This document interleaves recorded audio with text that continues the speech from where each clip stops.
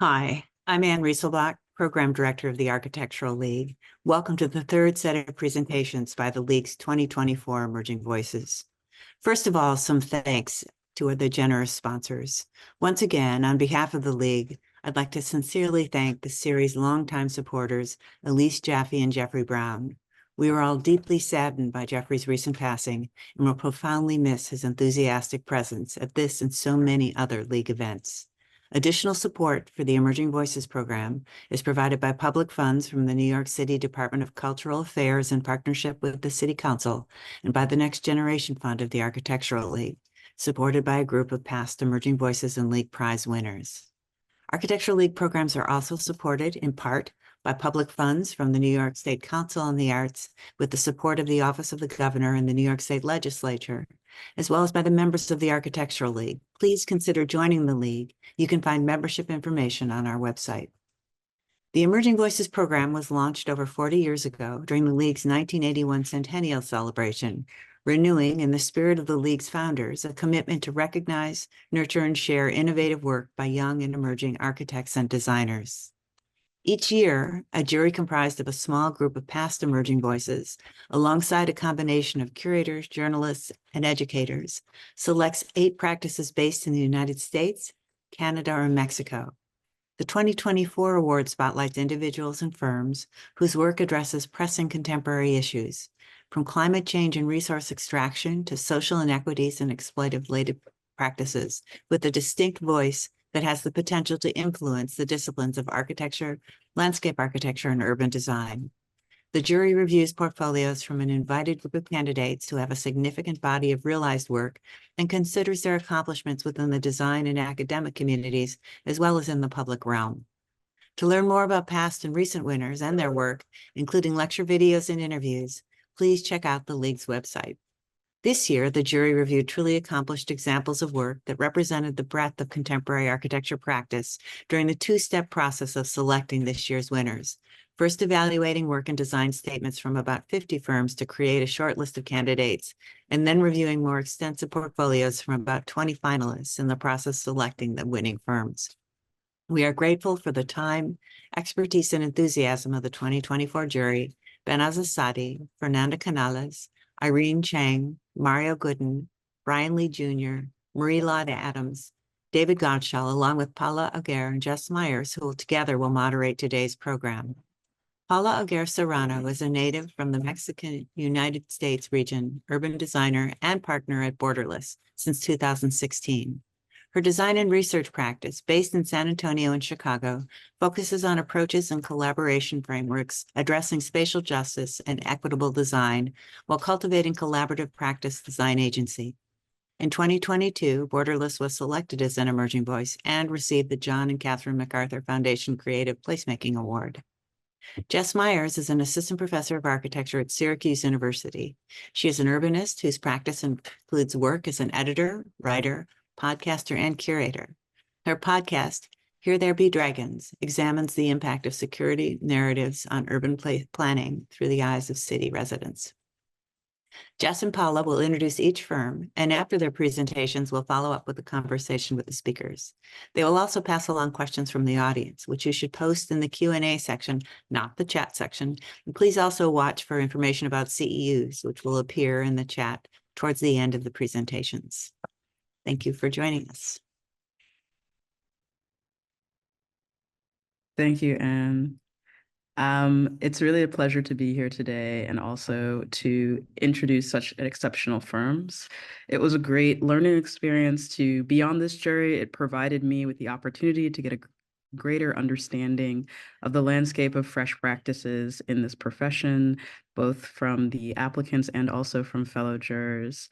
Our conversation about ADWO could have gone on and on, not because it was a difficult decision to choose this firm, but because of the richness of their practice and the enthusiasm of the jurors. Anne had to quite literally and diplomatically cut us off in this conversation.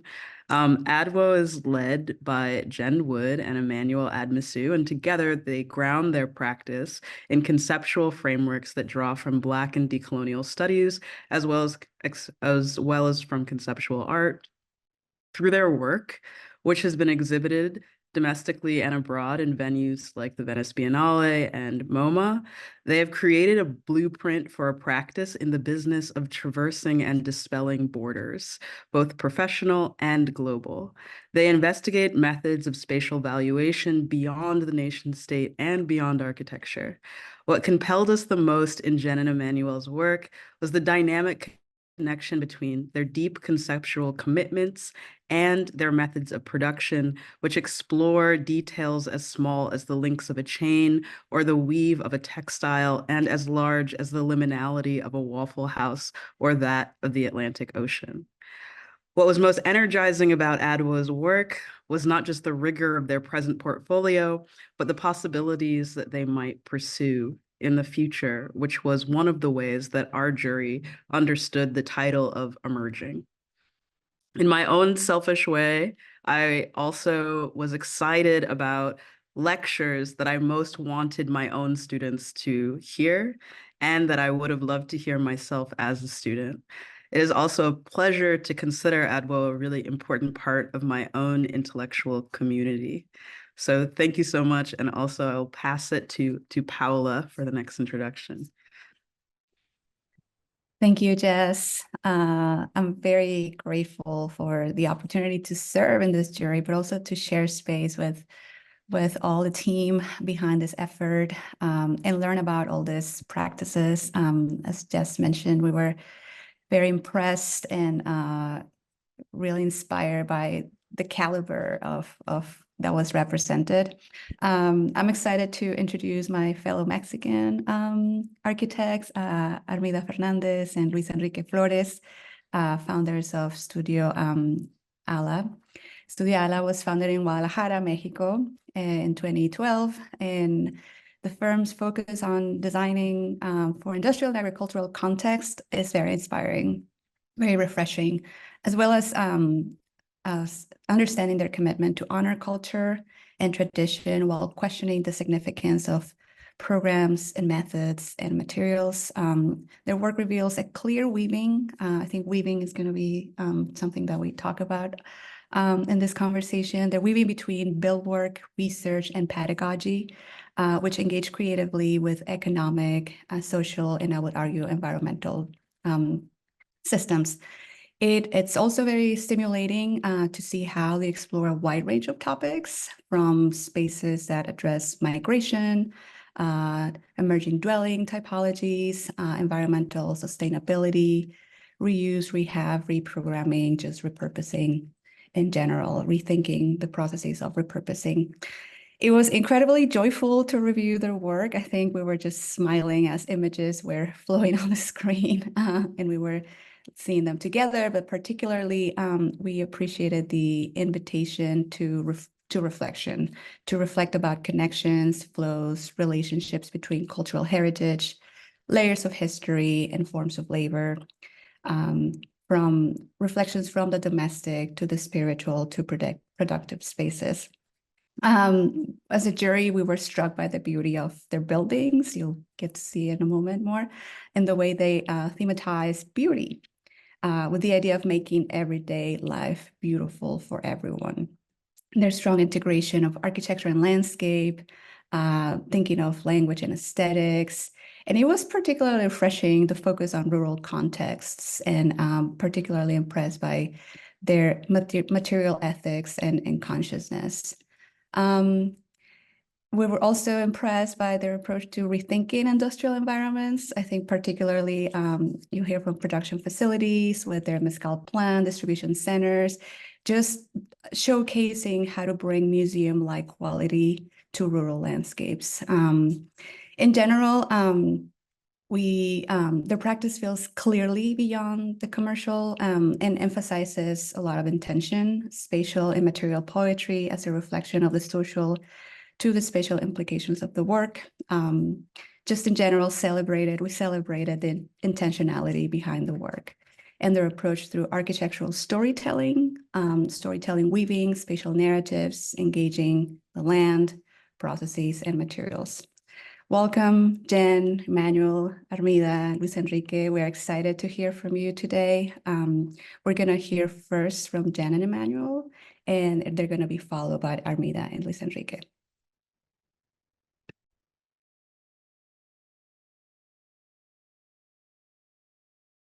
Hello, everyone, and thank you, Paula and Jess, for that incredible introduction. So it's always intimidating to present after such great introductions, but also along with an esteemed practice like Estudio ALA. But the two of us, I'm Emanuel Admassu. And I'm Jen. And we're ADWO, and we've been collaborating since 2015, but we really formalized the practice around 2018. And we engage in research that often produces tapestries and installations. And these research projects end up informing our design work as well. And once we received the email, we were kind of discussing how we want to remain in this realm of an emerging voice for as long as possible. So we're really grateful to the Architectural League and the incredible jury that deemed us worthy of this prize. And we're, humbled and honored to be part of this excellent cohort of practices.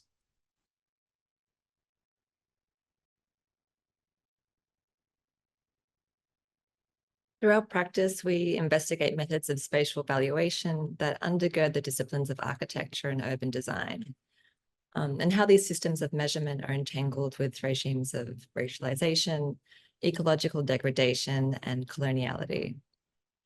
We identify and react against specific conventions of the discipline with an aim to develop spatial practices that are open and generous. We experiment with tactics of opacity, occlusion, and abstraction, paying special attention to non-Western concepts and sites. So today we'll present a few projects, an installation examining the architecture that is embedded in the simplest of tools, an exhibition design project that counters how African cultural assets are often relegated to the past, a tapestry and sculpture that offer animist readings of the woods and the ocean floor as metaphors for ordinary Black life, a multifamily residential building that stacks the Gibbis of Addis Ababa, and an installation that grapples with their rapid disappearance. And these terms that you see on the screen here are some of the terms that can be traced across the projects that we'll be presenting today. So we also work with a library of images, and these images function as waypoints at the beginning of projects. And we keep coming back to this etching by Peter Gordon of Savannah, Georgia from 1734. And it really illustrates that moment when indigenous communities are dispossessed, the forest is cleared, and earth is converted to property. Another image that we keep thinking about is the still from Mati Diop's film Atlantics, illustrating the vastness of the Atlantic Ocean. For us, this image creates space to think about opacity and movement.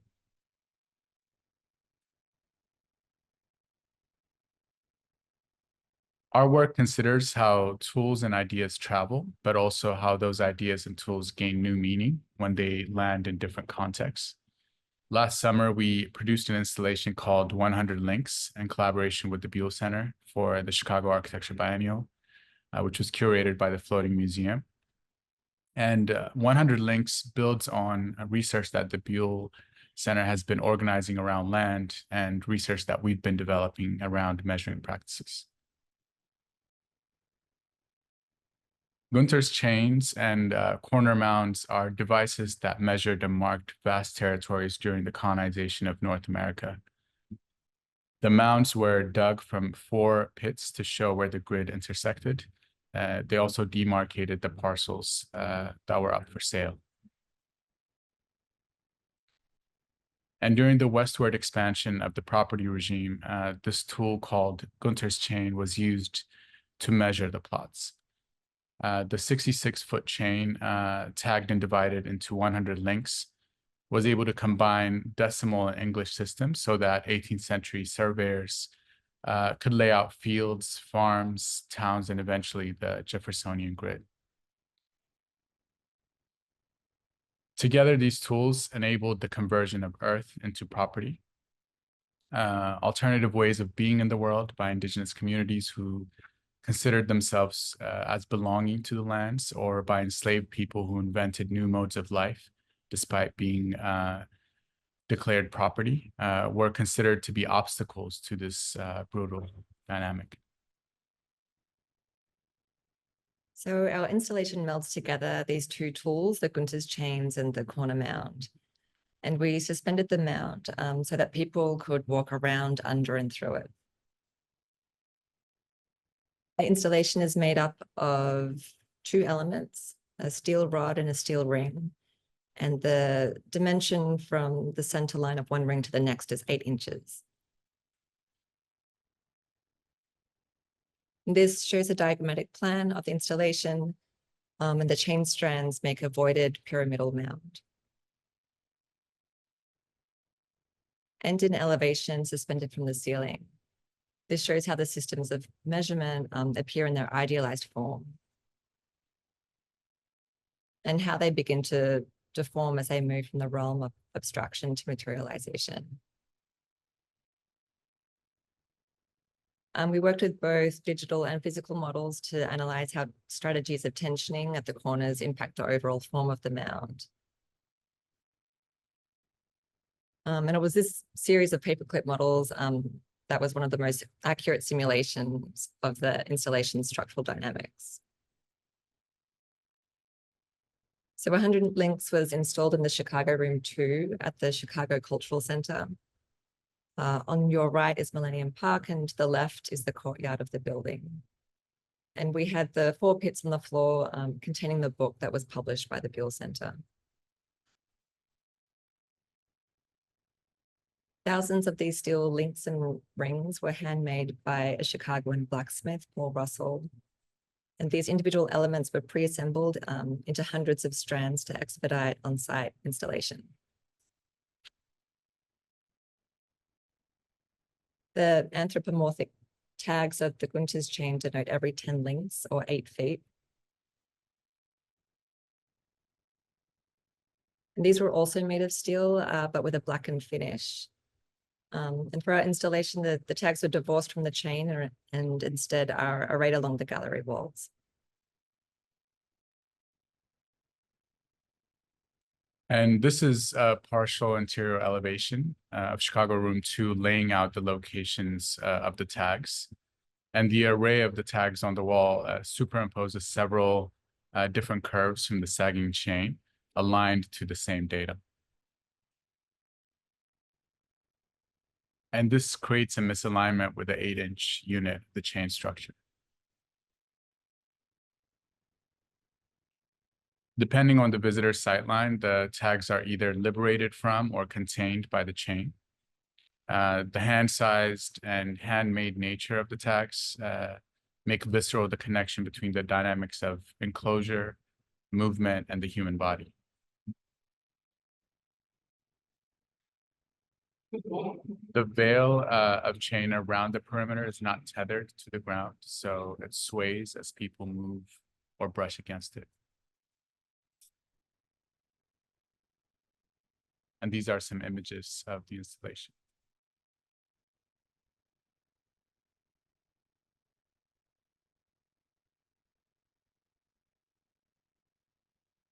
We've been developing work that critiques how African cultural assets are displaced and narrated within Western art institutions, more specifically the tendency to relegate African cultural assets to the past and the dominant refusal to understand them as items that have contemporary relevance.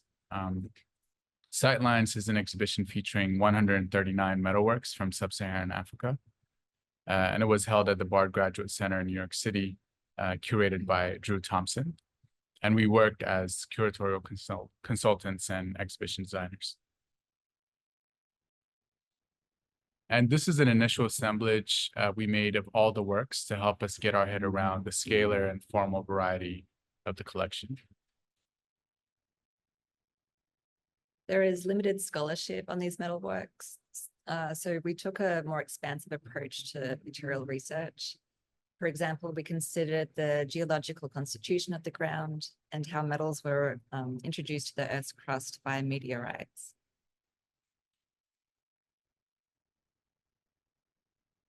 Our formal material and color experiments were also informed by current sites of extraction on the continent, shaping and reshaping the Earth and the communities that live in and around them.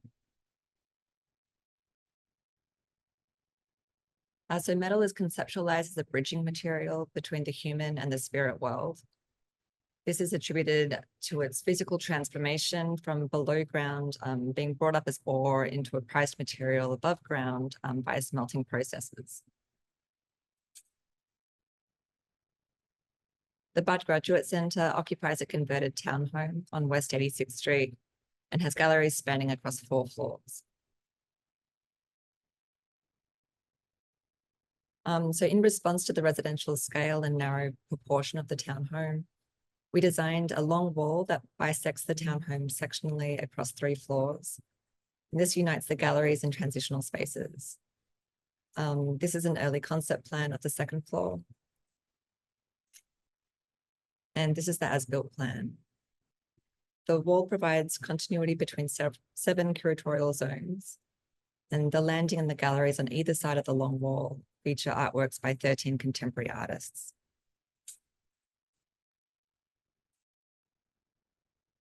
Here's an elevation of the casework. The staggered platforms allow for smaller islands of grouped objects, as well as perhaps conveying some sense of geological stratification. The long wall is further articulated by 6-inch fins. So from the oblique, the fins render the wall opaque, while viewed head-on, they frame a particular sightline. So this is an isometric overview of the ground floor, the 2nd, and the 3rd floor. And this photo was taken from the lobby into the ground floor gallery of the exhibition. And each gallery is allocated its own color and theme. This gallery is extraction. So here, looking through the wall of metalworks to a tapestry by Audubon and Kanga called Double Plot, you can also see the reflection of Lubaina Hamid's work, Drowned Orchard, collapsed into the same plane. There are moments where you can look longitudinally down each wall for these infinite perspectives. And there are also moments where the artworks are somewhat removed from the wall. And this is Swing Low by Nari Ward with its shadow projected on the wainscoting of the townhome.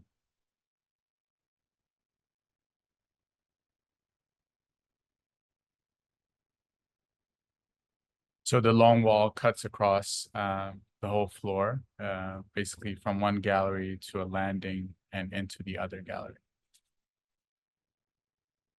But there are also moments where the wall is interrupted by artworks, and in this case, Amanda Williams's Golden Tulips.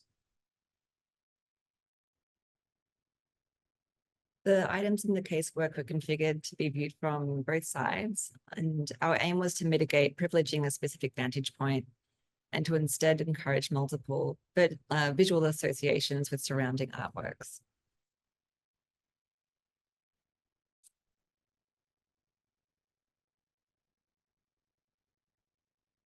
During our early research, we saw this in person, this artwork by Julia Phillips called Observer 2. And it ended up being part of the Sightlines exhibition as well. And for us, it kind of perfectly captures this discomforting relationship between, the process of looking, of the tools is required for looking, as well as the body. Immeasurability was an installation that was part of a group show, Reconstructions, Architecture and Blackness in America, curated by Mabel Wilson and Sean Anderson. And it considers Blackness and the ordinary spaces of Atlanta and the ocean floor of the Atlantic. So there were two discs, each 6 feet in diameter, one horizontal and one vertical, that link two geographies. The vertical disc is a tapestry of the Mid-Atlantic Ridge, while the horizontal disc is a landscape of 150 bricks. And they were all modeling fragmented scenes of ordinary Black life in South Atlanta. During the early phase of our research, we discovered this incredible painting of the Mid-Atlantic Ridge. And one is unable to look at this image without thinking about the Middle Passage. So it became a really important point of departure for our installation. Another important aspect of this is that in the 1950s, Marie Tharp mapped the Atlantic Ocean floor using sonar. And that revealed this planetary scar. And her discovery of the ridge caused a major paradigm shift in Earth science, leading to an acceptance of, plate tectonics and continental shift.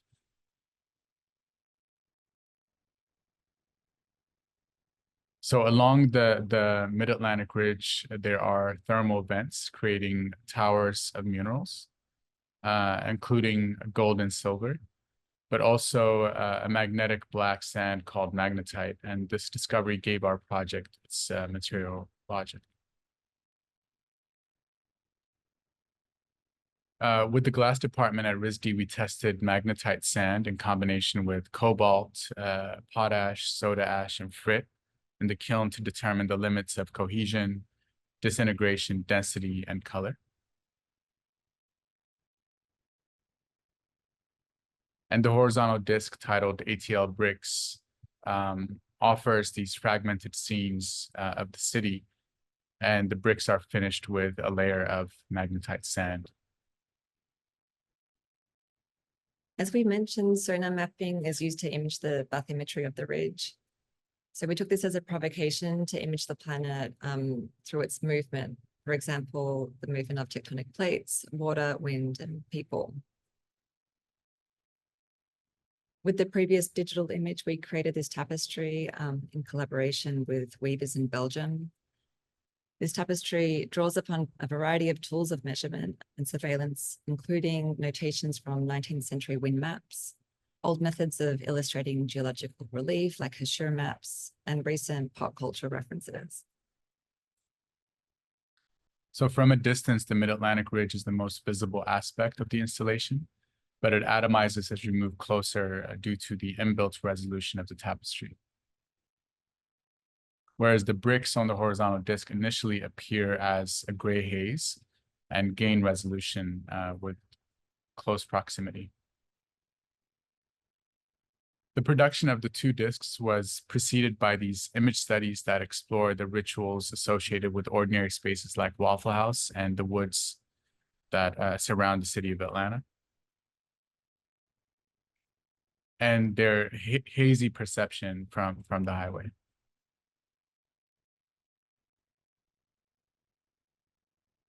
Another idea that we've been grappling with is this notion of rituals. Rituals are elusive, and it's very difficult to represent temporal spatial practices that give architecture its cultural significance.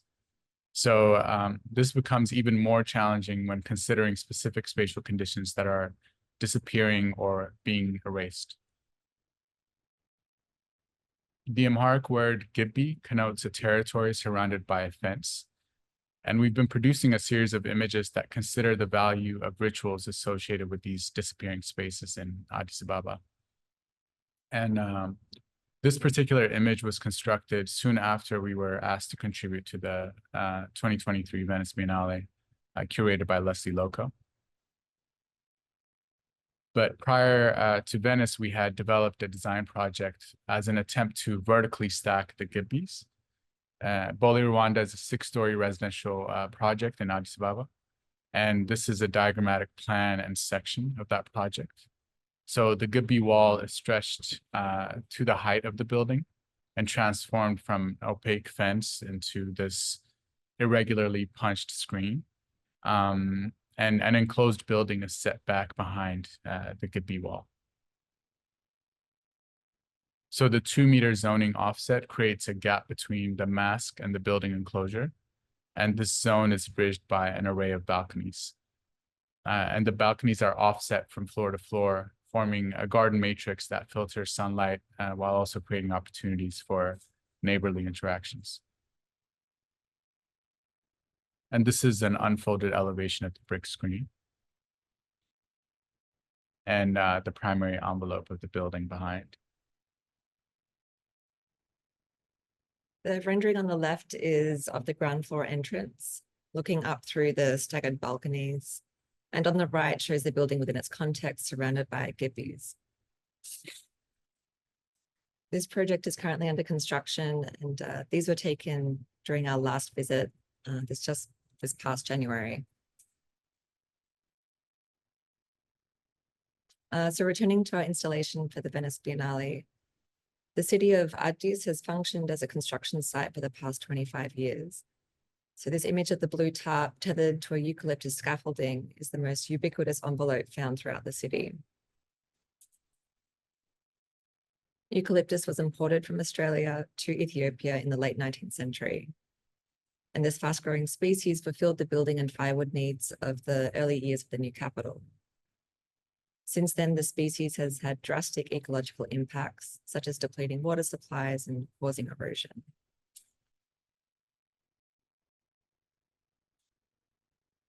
A variety of materials are used to fence in these plots, including eucalyptus trunks, corrugated sheet metal, metal grills, stone, and other forms of masonry.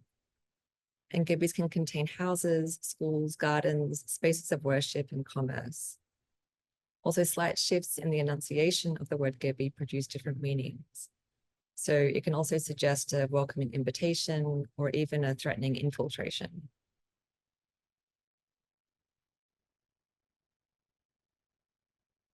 For our installation, we suspended 2 corrugated panels from the rafters, thickening the threshold between 2 zones of the arsenale.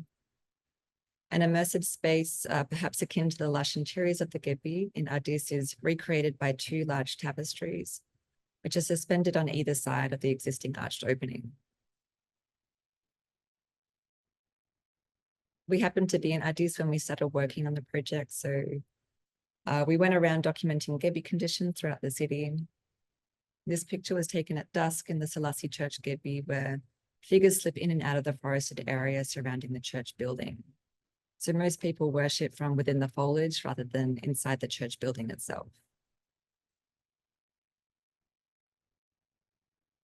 We collaborated with a photographer based in Addis Ababa. Her name is Zion Haile Selassie, and she documented the ordinary conditions within and outside the Gibby.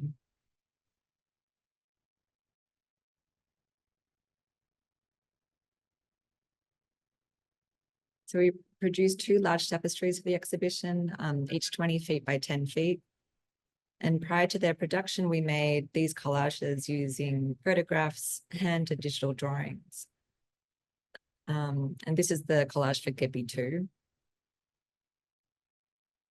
and Gibby 1. We worked with a textile lab who are based in Tilburg, the Netherlands, to produce the tapestries.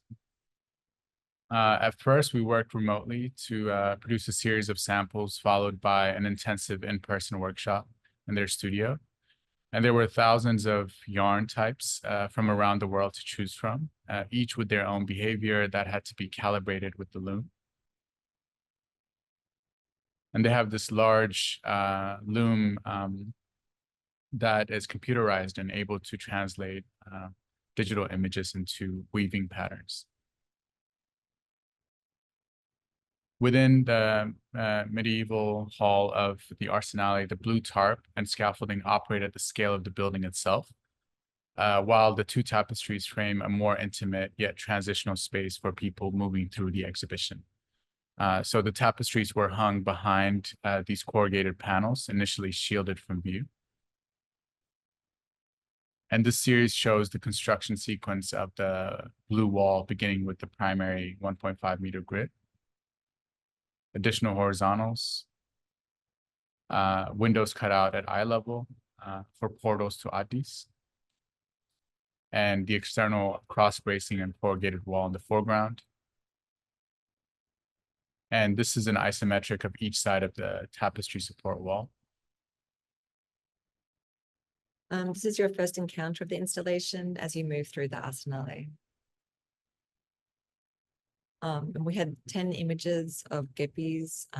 These are the photos by Tsiona Haile Selassie, and these were embedded within the scaffolding, offering portals to Addis through the top.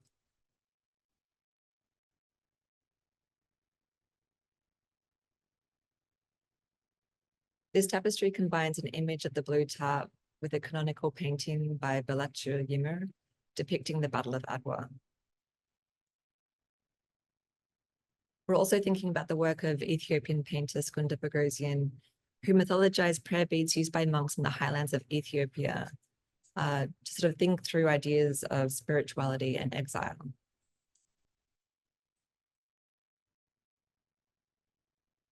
The second tapestry describes the moment of simultaneously being within and outside the Gibbi. So thinking about the Gibbi not as a retreat from the world, but as a site where the world or a world is cultivated. And thinking about this as a stage for the re-enchantment of everyday spaces and rituals in Addis, which you would also describe as a Gibbi within a Gibbi, bounded by and temporarily detached from regimes of property.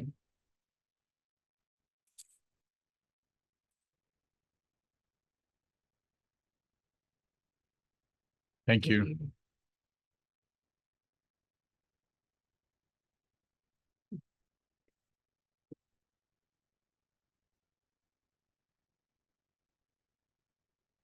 Well, first of all, thank you very much, Jen and Emanuel. We're very honored to be paired with you. We think that your work is mind-blowing. Thank you, Paola, for your beautiful interview. I can't wait to listen to it again when we can see this video recorded again. Thank you very much. We're very deeply honored to be recognized as one of this year's emerging voices. This recognition, which we assume with huge responsibility, this acknowledgement has prompted profound reflection on the work accomplished over the past 12 years in our office, and it has reinforced our commitment to expand the values of our work. This period of introspection has prompted us to contemplate how to proceed in the years ahead. We extend our heartfelt gratitude to the Architectural League, to Anne, Zoe, and the whole team for the immense effort over the years in fostering critical thinking within our fields, which is certainly the driving force of the much needed change in this time of adaptive necessity. We would also like to thank to the incredible jury, our collaborators, colleagues, partners, teachers, and friends, which have been essential for our involvement as a practice. Infinite gratitude to each and every one of you. We question ourselves how to design more for a collection of events and less for a collection of things. As Carlos Rovelli mentions in his book, The Order of Time, the error lies in trying to understand the world in terms of objects rather than events. It lies in ignoring change. Things in themselves are only events that are monotonous in time for a time. We live in constant transformation. The challenge is to be aware of it and its different temporalities or frequencies. Our focus on world context for most of our projects is not coincidental. Growing up in Guadalajara, the rural has always been part of our experience. In our context, the rural permeates our tradition and culture through literature, art, architecture, handcrafted goods, and in many regional industries rooted in agricultural practices. We began working together in 2012, and through our journey, we learned that recognizing the language of a place will shape the language of our projects. We have always been intrigued by how intuition and the reading of a site contains answers that a place could whisper on ways to respond, honoring culture, and tradition, while still questioning the significance of methodologies, typologies, and programs. This led us to prioritize principles inherited in rural sites, such as reuse, redefinition, adaptability, flexibility, and openness. It is in our work that we have pursued to specialize this transformation. We are interested in transforming the power of economy in diverse industries, questioning the meaning of development. Wolfgang Sachs, in the book The Development Dictionary, mentions, unlinking the desire for equity from economic growth and reconnecting it with notions of well-being based on community and culture will be the cornerstone of the post-development era. Resilience, beauty, and meaning can be found outside the logic of growth and expansion. How can we collaborate with the collective imagination of places and communities? This involves inserting symbols and concepts from local memory and imagination, reinforcing the sense of belonging, lived reality, and myths. We firmly believe in the right to beauty and acknowledge its power based on relationships. The Swedish philosopher Ellen Key emphasizes the importance of beauty for all people, independently from their social or economic condition, in every aspect of life. She suggests that when a new art form has permeated the industry, turning everyday life into something festive and beautiful, the beauty of the home will extend to society, architecture, and urban planning. Every worker, Kay wrote, is a potential artist. In other words, we believe it a life closer to the earth, to traditions, unpretentious, more connected with oneself, aware of the surroundings, and allowing intuition to flow. We are in a culture dominated by the left hemisphere. As Ian McGilchrist says, wisdom has been replaced by knowledge, and knowledge has been replaced by information. We question, how can our design process go beyond a collage as a method? Being a collage as a culture, as Roland Barthes' concept of culture, where the collage is made beyond architectural analog examples, being aware of the intricate relationships inherited in the grounds upon which we design, embracing not only economic, but enhancing cultural frames. Such as in the case of a commission we received 10 years ago.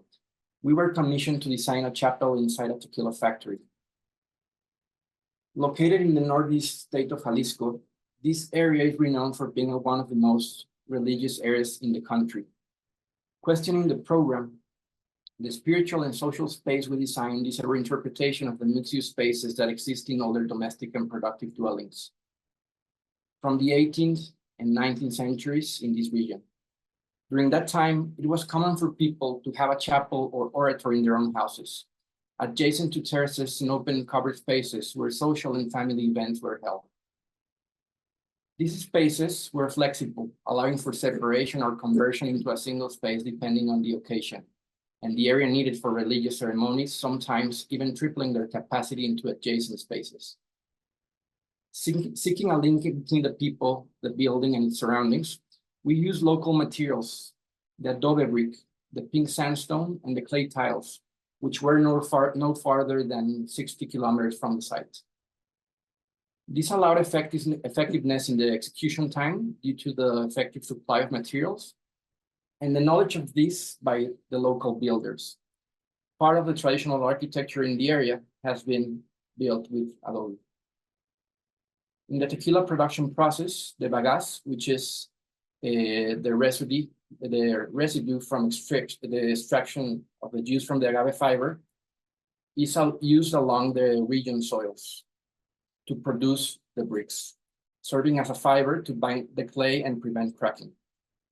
Located within a tequila factory, the bagasse plays an important role as it, along with the local soil, forms the building walls. The red substrate is paramount for the Altos region, as it contains high levels of nutrients that significantly contribute to its productive agriculture. This region is where a large part of the country's agave is harvested. The chapel sits in a cantilevered platform, overviewing the lake, the gardens, the factory, and the agave fields. The building is oriented in a way that its closed walls face the fierce southern and western sun. A terracotta pathway leads visitors from the factory towards the chapel, allowing to enjoy the walk around the lake and the gardens. The low height of the main entrance underlines the feeling of intimacy. The open space between volumes merges with the landscape, seeking to give it a longer or continuous life through its flexibility. It is with the changeable location of the cross and the opening and closing of doors that we manage to modify the spaces into two main options, depending on the size of the space required, either for a religious ceremony or for an hybrid in nature event, which could be both a religious and a social occasion. It could become a chapel, a terrace, a workers' dining area, or perhaps all three at the same time, adapting to a change of use, a transformation, an unplanned or semi-planned state, a non-static program, more free. A few months ago, they shared these photos with us, and they were using the covered spaces as a temporary workers' dining area. We seek to reinforce the sense of belonging with the community, seeking it to be democratic, ecological, and resilient. Centinela Chapel is made from cultured collage. T.S. Eliot mentions the historical sense, which is a sense of the timeless as well as of the temporal, and of the timeless and temporal together, is what makes a writer traditional. And it is at the same time what makes a writer most accurately conscious of his place in time, of his own contemporaneity. A few years later, we received a commission to redesign and expand an agave production factory in Michoacán, where different products are made. That program includes the expansion of the production area, workers' dining area, recreation areas, among others. One of the main areas was to design a mezcal palenque. Some of the methodologies applied were participatory design workshops. And again, we sought to read and understand the region, the source of the project. The region begins looking and understanding history. A reinterpretation through an abstraction of the origin's form, extracting the function of the origin and reinterpreting a function, form, material, and current technique. We understand it as an exploration and recycling of meaning. What sustains Octavio Paz as the meaning of tradition. The characteristics trait of modernity is criticism. The new is opposed to the old. And it is this constant contrast that constitutes the continuity of tradition. Traditional mezcal distilleries tend to be smaller in scale. We sought to avoid the lack of human scale and monumentality found in industrial spaces. And it was important to prioritize physical and cultural integration with the place. Seeking the comfort of daily users, we sought environmentally friendly materials. Through a series of platforms, we sought a relationship of the building with the existing topography, seeking integration into the landscape, enhancing the spheres of the workers and visitors. Adjacent to the mezcal plants, we projected a biopond and a botanical garden. The water for the plant's fire protection system, commonly stored in tanks, was substituted by this pond. This piece of infrastructure produces ecological services, enhancing the wild flora and fauna of the place. Another aspect from which we aim to respond to transformation is by working with flows and temporalities. Like a workshop we did for students in Guadalajara related to the people that migrate from Central America to the United States. Guadalajara is a city to pass by for these immigrants, since it's crossed by railroads where the train known as La Bestia runs. They disembark from the train to get some rest and look for temporary shelters. The research process began with a walk along the 18.5 kilometers of rail tracks in just one day, trying to understand by our own experience all the issues to cross through our city, in which they stay between 1 to 3 days on their way to the United States. Walking as a pedagogical tool, thinking collectively by walking, documenting, learning. We learn it's not about a specific place for them. Their place is the flow. It is out of our scope to solve their basic needs, even less to remedy the reasons that force them to undertake such a complex path. We realized we could offer them a more direct and safer path for our immediate environment, the city of Guadalajara.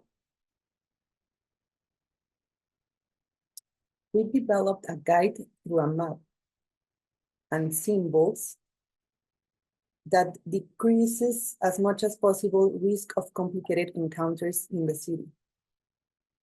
A community that shares geographic space, understanding space as a route in constant motion, sharing similar rhythms, feelings, and reasons to move or keep moving. Drawing inspiration from the thoughts of Dilip Dakunya, we question ourselves, if the river erases the line, can constant movement erase the border? Or let's question, does settler is to city as migrant is to flow? How can we decentralize our design methodologies, methods that help us reflect on relationships, dynamics, and serve as design tools? These allow us to create other narratives, other perspectives where there might be other transitions and other ways of representing and projecting. Finally, we would like to mention a project and research that we have been working since 2018, which seeks to address these dynamics and temporalities, housing for seasonal farm workers. After analyzing various camps for communities, our critique is based on the observation that the typology has not changed in almost 70 years.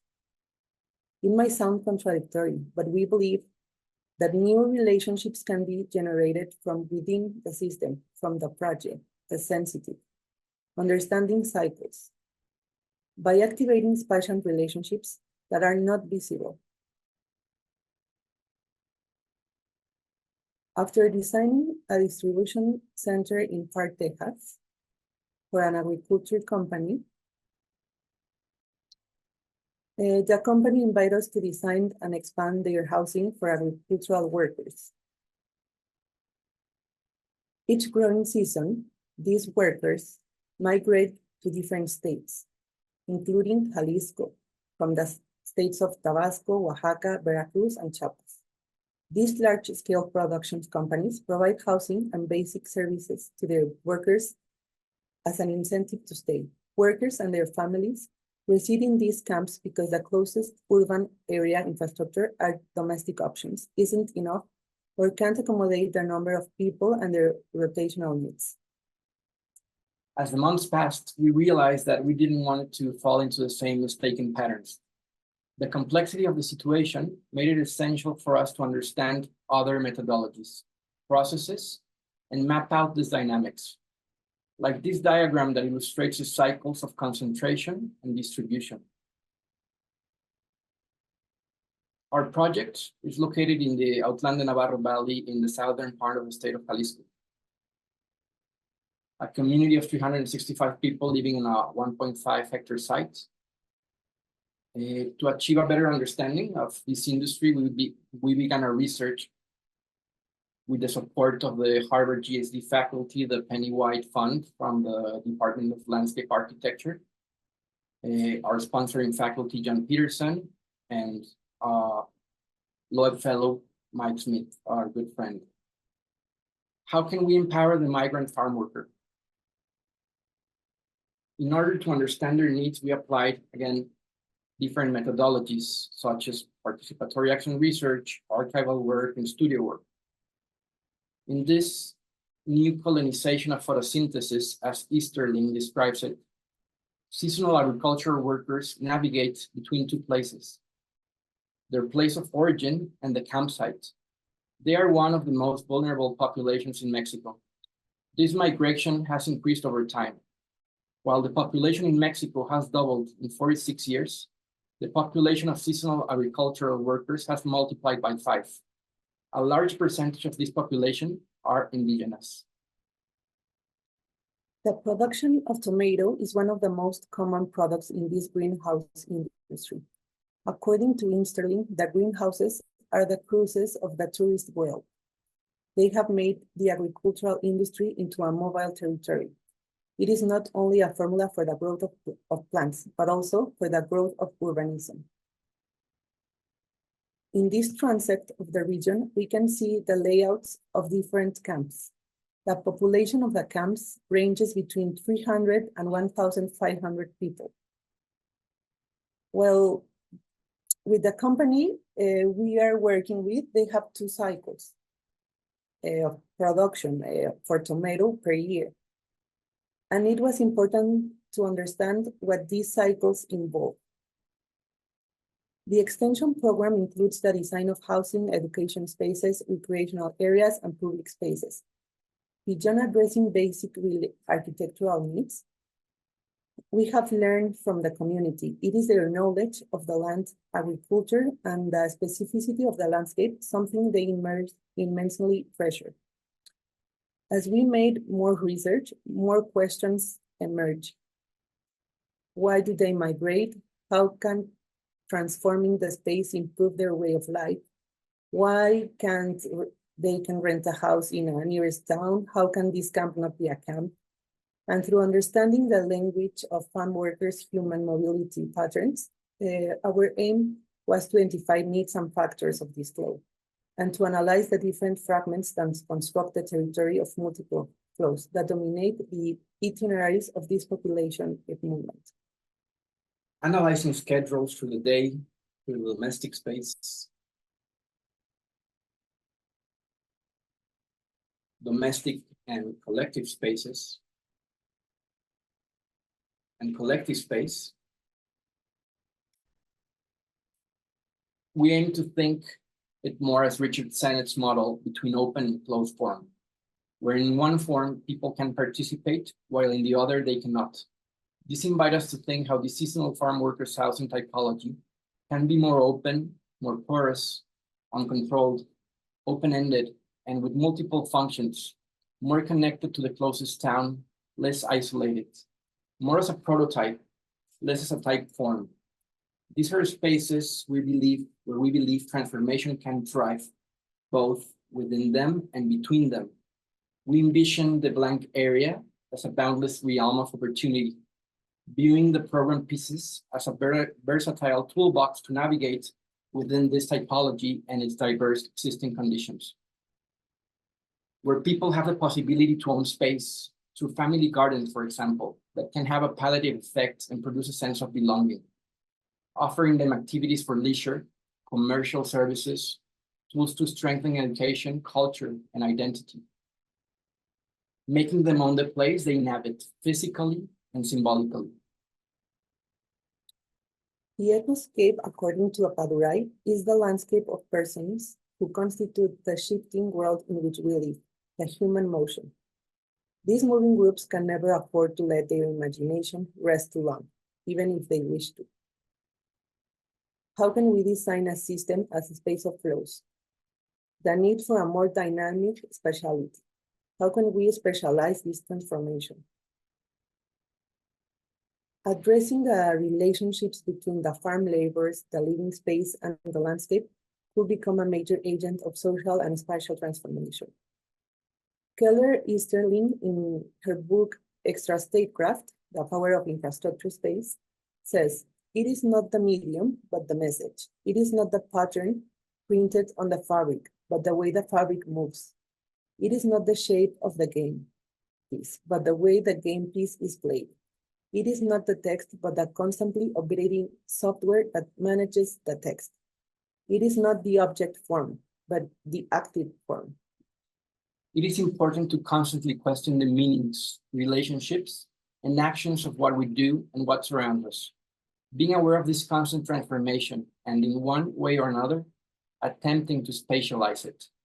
Through design, our goal is to weave together time, history, place, and people, creating new forms of interaction by activating spatial relationships that are not visible, challenging established limits and conventional hierarchies to spatialize the transformation and produce the work. It reminds us of Agnes Dennis' work field, titled Wheat Field, A Confrontation, where she brought attention to both the dehumanization of cities and the existence of vacant lots due to speculation. She obtained municipal permits and support from the Public Art Fund to show an 8,000 square meter field of wheat. What she did was to make visible the distance between urbanism and the countryside. It invites us to question and understand the meaning and the relationships of things, being able to recognize, question, analyze, and interpret them, as Dennis proposed, seeing reality and still being able to dream, persisting in the eternal search. Thank you.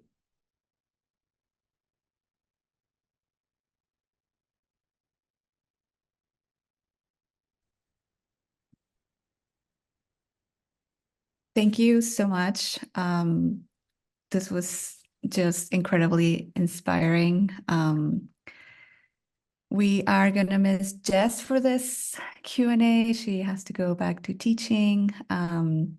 But she also noticed that there are multiple of her students attending. So thank you, Derek, Shreya, Mackenzie, for joining.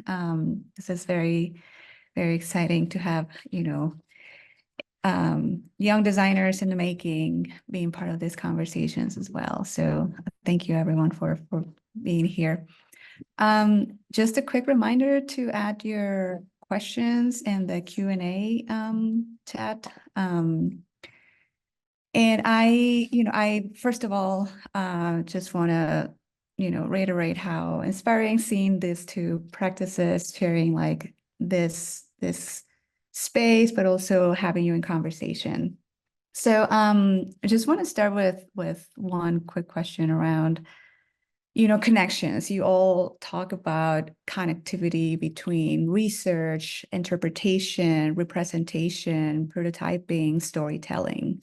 The way that you crafted your storytelling, particularly today, and you do it as part of your practice, it's a highlight on how you think about all your body of work. But can you talk more about the role of methods and materials? You talk often about this too, and in these processes. You don't have to go in order, just as you feel the conversation flowing. I wonder if there are any reflections about that can help other designers or members of the audience to better understand, how do you navigate that process?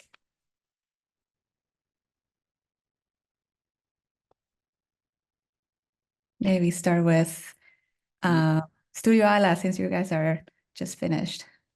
Sure. Thank you, Paula.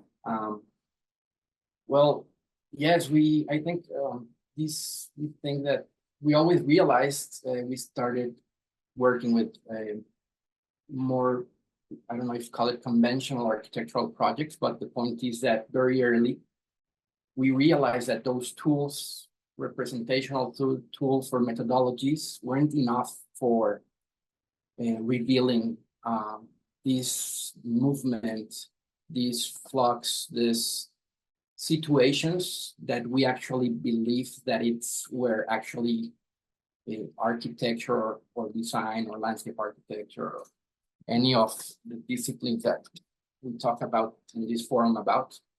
We think the power is within this open space, or as we mentioned, this area. So through these methodologies, we started to think about architecture differently from many ways. And it's, of course, there's like in certain projects where there's a complex client that is not one or two persons or a family, participatory processes, for example, but also having a lot of sensibility on each site, visiting the site and learning how to see, to reveal, and always trying to draw, represent different aspects and things farther more than just a building. And from there, of course, linking it to materials that we think that the universal value, for example, of materials, that is not really something new. It's just about how something that has always been there in a new combination of situations can reveal something novel. You know. Yeah, I would just like to add, like, it's really important, like, to just learn to see and learn from others and learn from everyone and learn from different industries, because each industry is like a different world and we really don't know anything about them. That's the reality. So then each time we just arrive to operate, we just try to understand it. And I believe that's important on a way that different methodologies will merge in between different projects.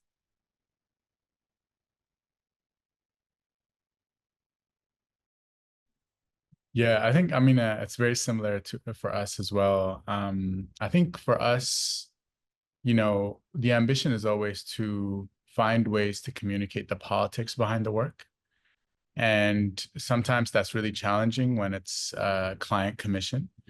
That's why some of the more experimental installation work has been really productive, because it's allowing us to really push our understanding of specific contexts and specific ideas, but also be somewhat explicit about our politics. And I think that's where we begin to understand the limits of architectural representation, because architectural representation tends to either decontextualize or universalize. And we're trying to move away from both of those, you know, tendencies, and try to be really specific about the histories of the sites that we're dealing with, and also intervene on the ways in which those sites have been represented through text, through images, etc.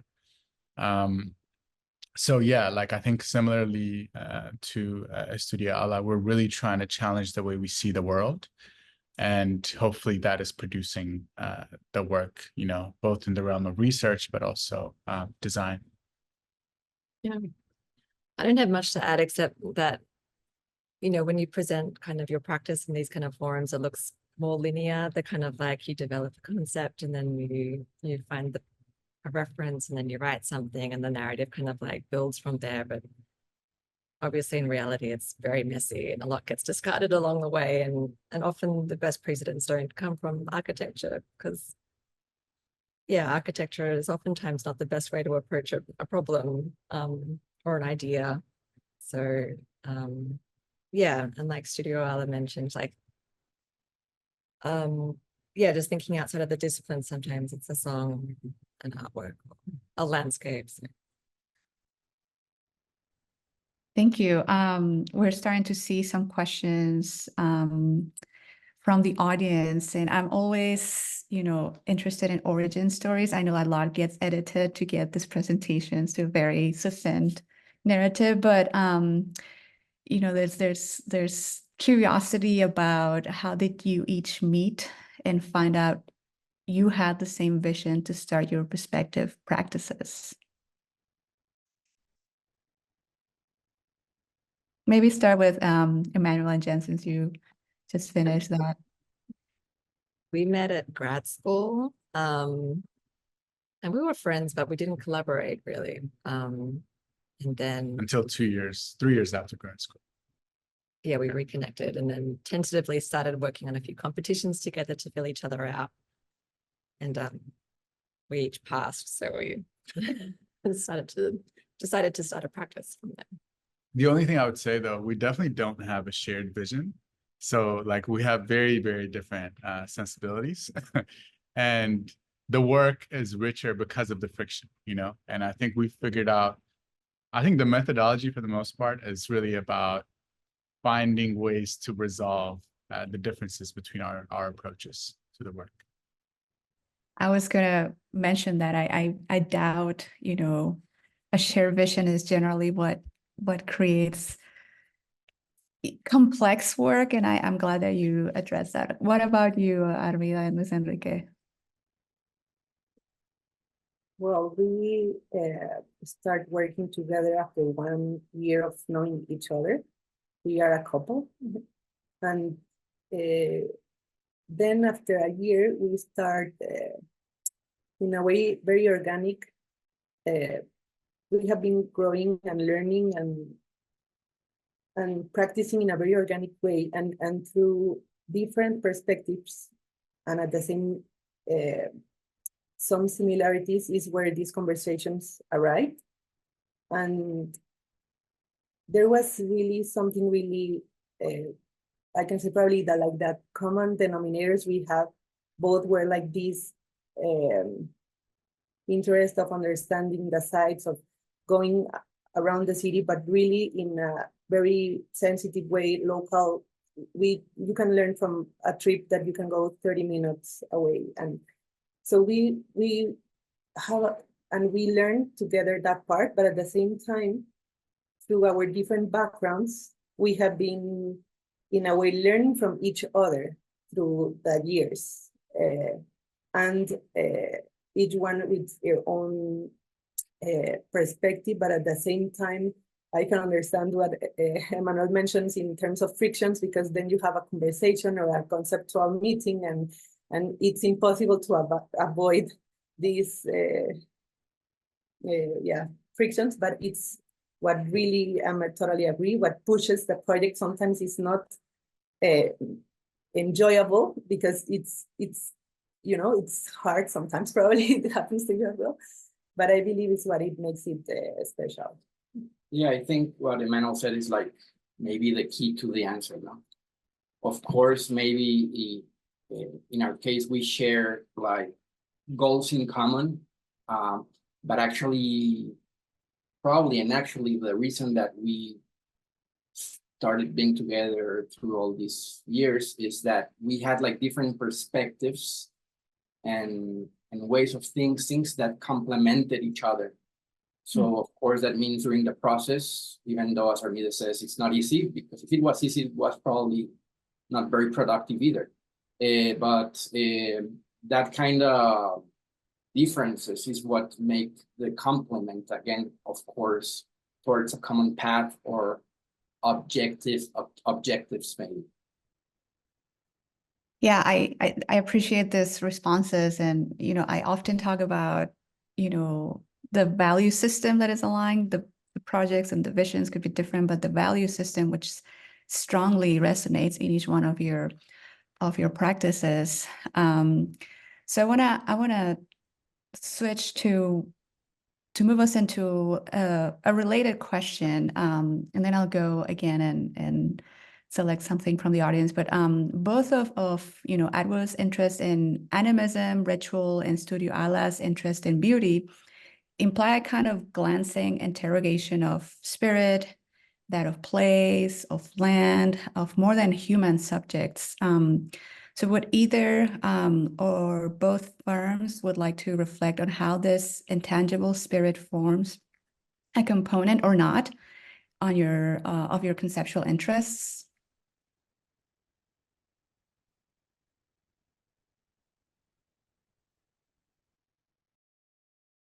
And I may pair this one too with, it's this question about specificity of a project. I think it's nice to speak about, high level ideas and processes, and then how do you choose a specific example. So I'm gonna read this one from the audience and maybe think between the two of them. Are there specific project examples where you've been able to successfully integrate more radical research into built work? I guess like that it's always a question, right? Like the prototyping, the outlets that allow for this type of thinking, and then what they're in nature temporary and ephemeral, and that transition into what can make a more permanent footprint in the built environment, right? So I think that's also related to the previous, or like the question that I started with.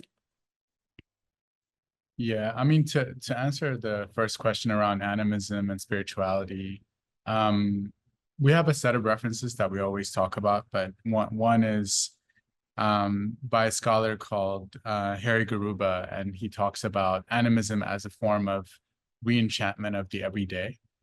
And we're really interested in that because to a certain extent, you know, a lot of the exploitative forces that we deal with, whether it's capitalism or real estate speculation, they rely on a disenchantment of the everyday. And we're much more interested in the vibration and the undercurrents that basically form the ambiance of a space. Basically the affect that is much more difficult to articulate with words or drawings. So animism has become this impossible destination that we're always pursuing. And it gives us a way to be much sharper about the research and also not get complacent or comfortable with any means of representation. To answer your second question, I mean, I'll kind of try to answer it obliquely and Jen might disagree, but I don't know. I think at the beginning of our practice, we were really foregrounding making buildings, and we were really trying hard to become like hardcore architects. And then we moved to Providence, and we were kind of, you know, in a community of people, a lot of whom were visual artists and conceptual artists. And I was teaching in an art school at the time, so those interactions really reshaped our practice. And we entered into a realm where, you know, we weren't necessarily establishing a hierarchy between a tapestry and a building. They were just two means of representation that allow us to articulate specific ideas.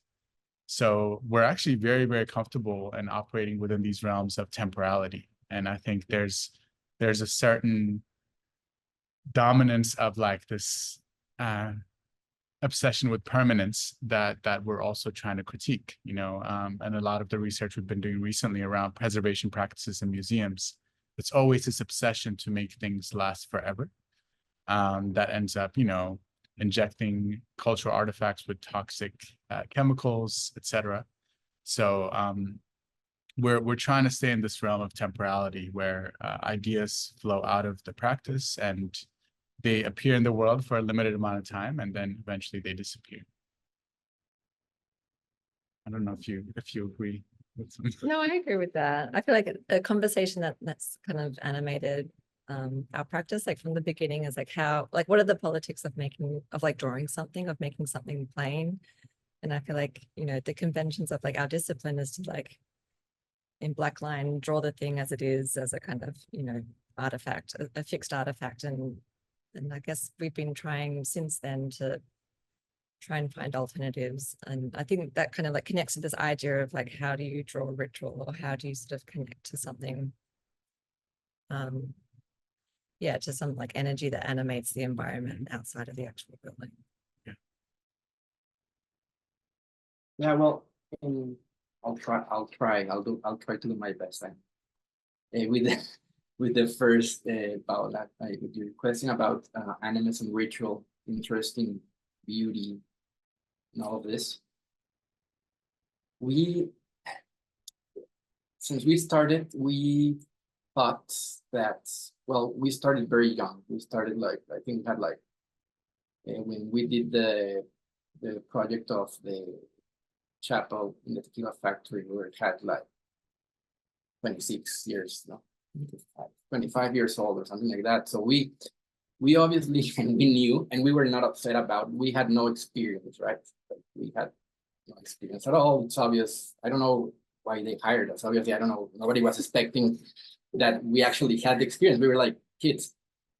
But where I'm going with this, something that we did knew was that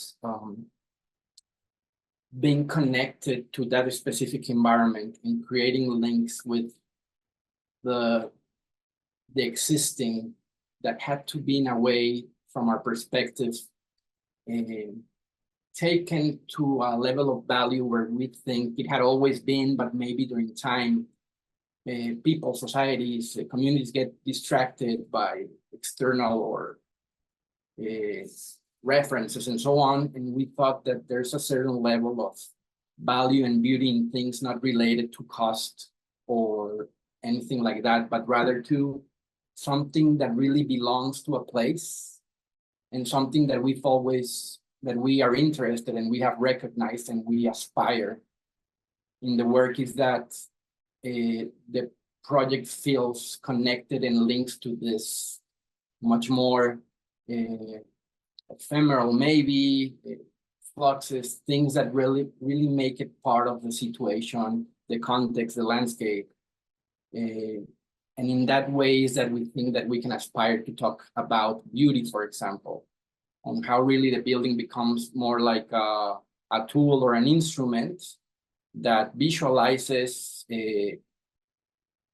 what has always been there. We really feel much more like maybe like an archaeologist. We really think and know that in this discipline, we don't invent anything at all. It's just a matter of revealing and determining what do we think that is fair to be, to have a voice. Yeah, like we answering a little bit, even the second question that is a little bit connected as well with the first one, we see it that this intrinsic concept about beauty, not in a superficial way, but in a way of reading the site and using the things that are around. And then this connects with the second question on how the practice has, in a way, informed our academic background, or at the same time, the academic have as well informed the practice. And it has been through different years that this academic background has been informing us in different ways. I will just give an example. One was previously during our undergrad, but then after we were working with some projects in a practical way, when we went to our master's degree made us question our practice as well. And it was really interesting how we have been trying always to weave them together and never stop making questions of either one side or the other. And these questions have been really important in terms of we believe that they can really merge together both sides, the academic with the practice, because the academic is the way where we can really understand and probably understand more the utopia, but at the same time, the practice, how can we really merge and confirm these things in a more tangible way and the other way. So I believe it's all weaved together and reading, and then you stop understanding the borders and blurred, and it's really, I believe it's really important to stay in both sides. Yeah, I agree. And then you both start, talking about this concept of the everyday, right? The aspects of the ordinary. Thank you so much for sharing that. I'm curious, and I'm sure others are curious, what questions do you have for each other? Now that you had a moment to sit and, listen to each other in the context of this conversation.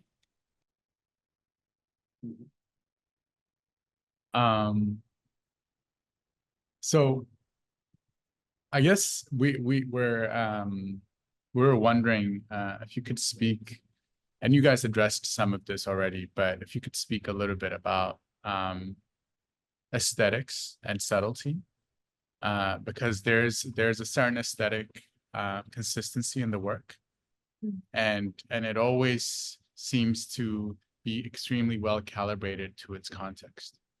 So how are those conversations occurring within the practice? Is there a certain ambition for your work to, there are moments where, at least in the images that we've seen, there are moments where the work really tries to disappear. So we're just wondering if you can speak a little bit more about subtlety, and also if there's an aesthetic kind of agenda that you've been able to articulate verbally. And we know it's very hard to verbalize these things, but. And like one add-on, which I don't know if this will provide any clarity, but there seems to be like a perfectly calibrated sort of like incompleteness to the work as well, that kind of allows for, you know, for your projects to be used in multiple ways, or in ways that you don't even imagine. They just kind of evolve on their own. So yeah, if you can maybe speak about incompleteness in association with aesthetics. Right. And sure. And well, about how do we try about aesthetics and this idea that you feel you recognize in the work. I mean, we know, but at the same time, I don't know if I don't want to know. But I mean, sorry for my answer, maybe it's just, but it's like, it's just us, but really, maybe if there's something we do it's a very simple methodology. For example, when we go to a place, we go in a very receptive way, like not thinking we're architects, we're just thinking it's us, and we find suddenly a repetition pattern in a region or an area of certain material applications, right? So maybe we find these applications in certain buildings, houses, fences, anything really, independent for its material. Again, it doesn't have to be something sophisticated, similar to the fences that you have in your projects that are like corrugated iron with trees and so on.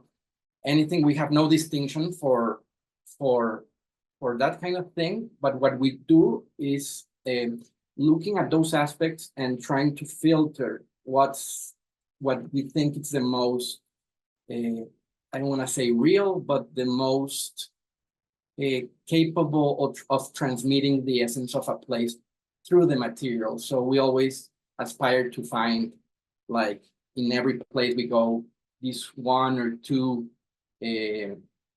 patterns, and then that related to the materials, to express it in the buildings as solutions. And then when applying it, we I wouldn't like to say that we aim on it, but we try to give a lot of dignity to even to the specific areas that we apply these materials.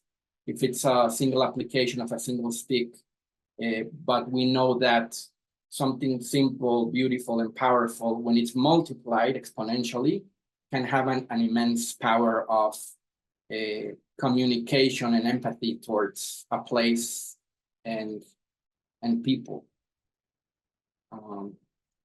Yeah, and I don't. If you want to talk about the incompleteness, that's very good. But I will just as well add something that here's one of the things that sometimes we are not get to like probably sometimes we don't believe even in solutions. We believe more like in a way on responding to a side and to understanding it more in a very intuitive way. And I believe that's that. I don't know how can explain it in English, but I believe that's one of the most difficult parts probably in our practice, that after some years that we keep working to maintain this spirit. I think that's as well this part of how really invest that time on seeing, because as you go through, then it's sometimes more difficult to see. So I believe it's this part of understanding that it's really important to have this intuition always. And I think it has to be a constant questioning. And in terms of the incompleteness, I believe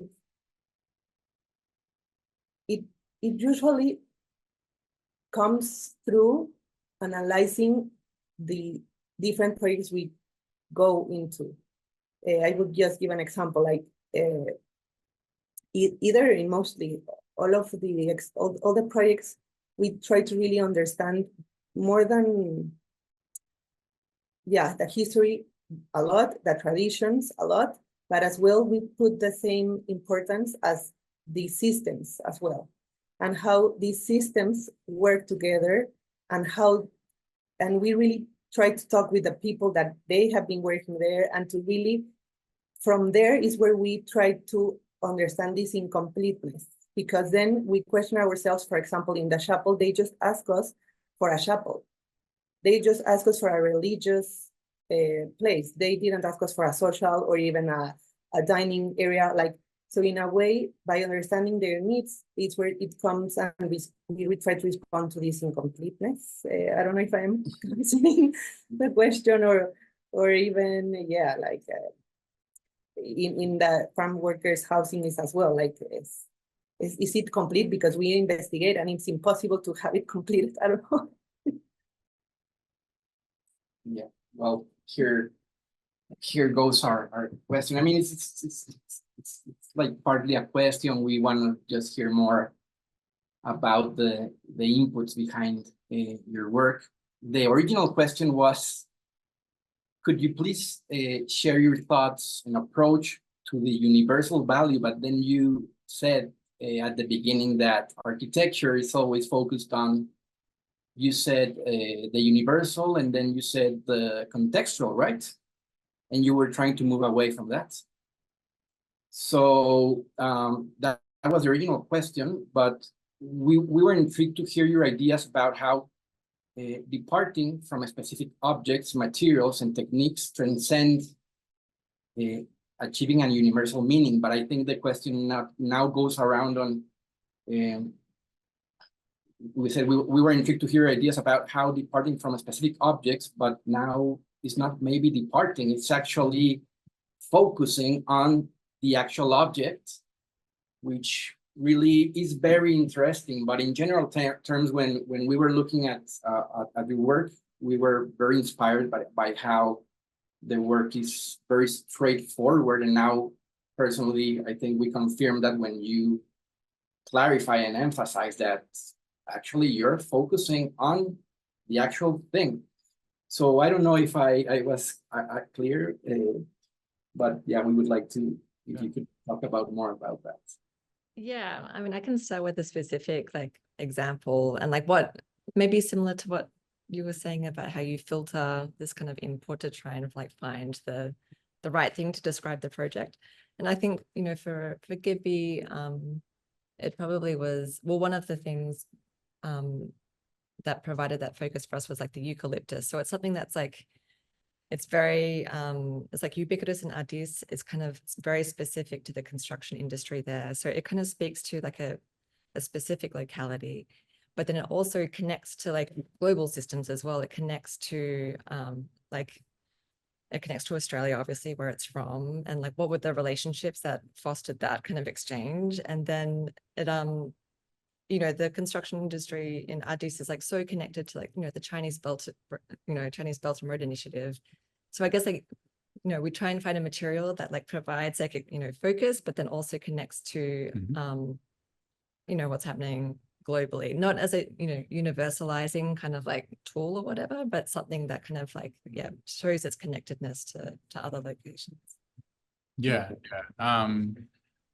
Yeah, and just to clarify, I think we were basically talking about, architecture tends to decontextualize, but so just to add a brief thing to what Jen just said, this is why we keep saying, ideas travel. So we understand that all of the ideas that we're dealing with are moving from other places, but when that idea lands in a place like Addis Ababa, Ethiopia, it has a very different cultural significance, So we're trying to follow the trajectory of those network of ideas, like Jen is saying, but also trying to understand how they transform when they land in these different contexts. And that's why the super specificity of, for example, the Gunter's chain was a way to understand how, property regimes and the Jeffersonian grid was set up in North America. And similarly, eucalyptus and blue tarp were ways to understand the development paradigm and how that's kind of forcing the erasure of the existing fabric. Great, it's beautiful. Thank you very much. Thank you. This has been super joyful to hear you and inspiring, and grateful again for your sharing all this work. I'm going to pass it back to Anne to close us. But yeah, super grateful to share the space with all of you. Right. And there's truly nothing more I can add. This has been a fascinating conversation. You can clearly see now the problem we had with ending the jury, because there's so many things to talk about the work that we could all go on forever. However, you can come back next week for a different set of work for the last set of presentations, Canovera Architectura and 10 by 10 next Thursday. Thank everyone for joining us. Thank you to the speakers and the moderators, and we look forward to continuing the conversation in different ways.